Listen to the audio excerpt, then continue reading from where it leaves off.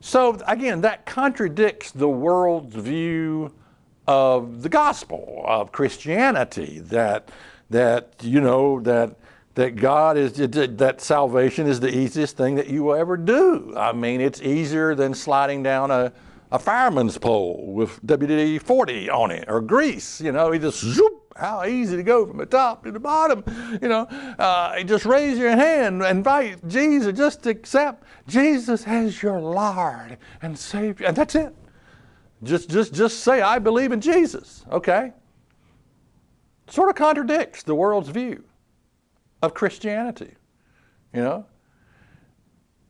I do believe, and don't get me wrong, I'm not standing out here saying, well, I don't think anybody's going to be saved. No, that's not what I believe.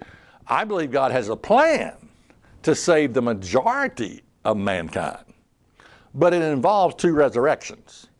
And that's another story for another time. Don't have time to explain that one.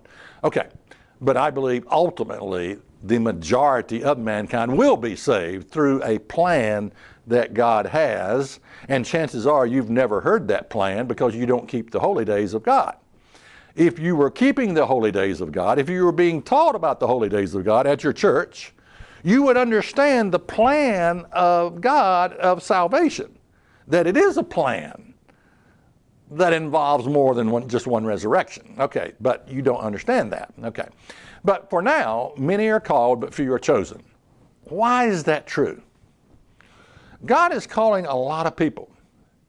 They just may be in the wrong church.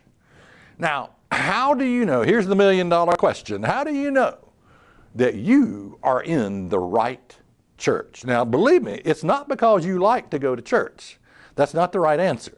How do you know that you are in the right church? Most people that go to church have never been exposed to the audience of God's truth. And because of that, the election, the being chosen by God to obtain salvation through Christ cannot take place. Why? Because they've never been exposed to the audience of God's truth.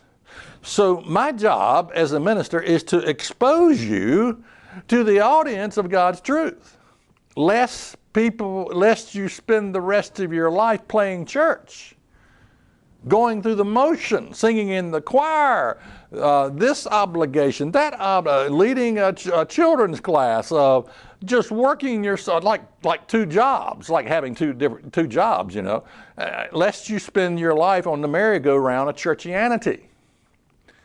So let's start with the exposure. Check us out on the web at isthatreallyinthebible.com.